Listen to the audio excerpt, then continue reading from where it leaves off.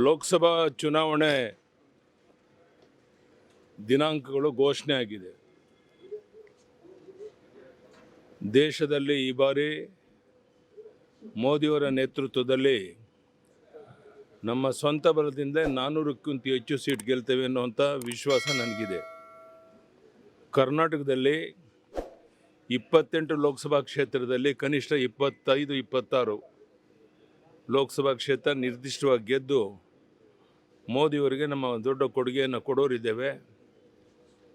ಮೂರನೇ ಬಾರಿಗೆ ಮತ್ತೊಮ್ಮೆ ಮಗದೊಮ್ಮೆ ನರೇಂದ್ರ ಮೋದಿಯವರು ಈ ದೇಶದ ಪ್ರಧಾನಿಯಾಗುವಂಥದ್ದು ಸೂರ್ಯಚಂದ್ರ ಇರೋದಷ್ಟು ಸತ್ಯನೂ ಅಷ್ಟೇ ಸತ್ಯ.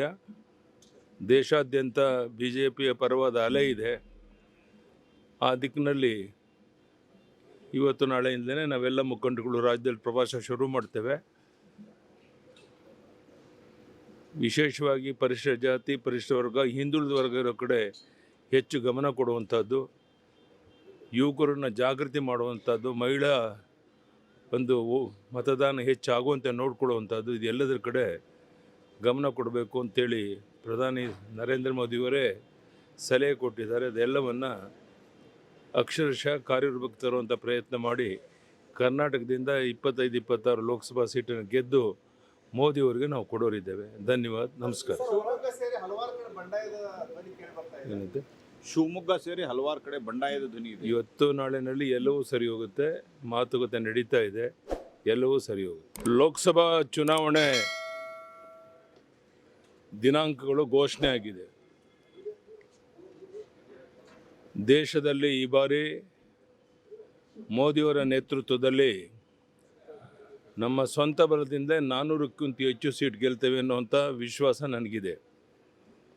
ಕರ್ನಾಟಕದಲ್ಲಿ 28 ಲೋಕಸಭಾ ಕ್ಷೇತ್ರದಲ್ಲಿ ಕನಿಷ್ಠ 25-26 ಲೋಕಸಭಾ ಕ್ಷೇತ್ರ ನಿರ್ದಿಷ್ಟವಾಗಿ ಗೆದ್ದು ಮೋದಿಯವರಿಗೆ ನಮ್ಮ ದೊಡ್ಡ ಕೊಡುಗೆಯನ್ನು ಕೊಡೋರಿದ್ದೇವೆ.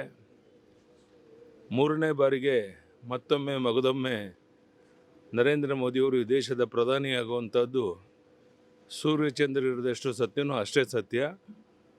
ದೇಶಾದ್ಯಂತ BJPಯ ಪರವಾದ ಅಲೆ ಇದೆ. ಆ ದಿಕ್ಕಿನಲ್ಲಿ ಇವತ್ತು ನಾಳೆಯಿಂದಲೇ ನಾವೆಲ್ಲ ಮುಖಂಡಗಳು ರಾಜ್ಯದಲ್ಲಿ ಪ್ರವಾಸ ಶುರು ಮಾಡ್ತೇವೆ. ವಿಶೇಷವಾಗಿ ಪರಿಶಿಷ್ಟ ಜಾತಿ, ಪರಿಶಿಷ್ಟ ವರ್ಗ, ಹಿಂದುಳಿದ ವರ್ಗ ಇರೋ ಕಡೆ ಹೆಚ್ಚು ಗಮನ ಕೊಡುವಂಥದ್ದು, ಯುವಕರನ್ನು ಜಾಗೃತಿ ಮಾಡುವಂಥದ್ದು, ಮಹಿಳಾ ಒಂದು ಮತದಾನ ಹೆಚ್ಚಾಗುವಂತೆ ನೋಡ್ಕೊಳ್ಳುವಂಥದ್ದು, ಇದೆಲ್ಲದರ ಕಡೆ ಗಮನ ಕೊಡಬೇಕು ಅಂತೇಳಿ ಪ್ರಧಾನಿ ನರೇಂದ್ರ ಮೋದಿಯವರೇ ಸಲಹೆ ಕೊಟ್ಟಿದ್ದಾರೆ. ಅದೆಲ್ಲವನ್ನು ಅಕ್ಷರಶಃ ಕಾರ್ಯರೂಪಕ್ಕೆ ತರುವಂಥ ಪ್ರಯತ್ನ ಮಾಡಿ ಕರ್ನಾಟಕದಿಂದ 25-26 ಲೋಕಸಭಾ ಸೀಟನ್ನು ಗೆದ್ದು ಮೋದಿಯವರಿಗೆ ನಾವು ಕೊಡೋರಿದ್ದೇವೆ. ಧನ್ಯವಾದ, ನಮಸ್ಕಾರ. ಶಿವಮೊಗ್ಗ ಸೇರಿ ಹಲವಾರು ಕಡೆ ಬಂಡಾಯದ ಧ್ವನಿ ಇದೆ. ಇವತ್ತು ನಾಳೆನಲ್ಲಿ ಎಲ್ಲವೂ ಸರಿ ಹೋಗುತ್ತೆ. ಮಾತುಕತೆ ನಡೀತಾ ಇದೆ, ಎಲ್ಲವೂ ಸರಿ ಹೋಗುತ್ತೆ.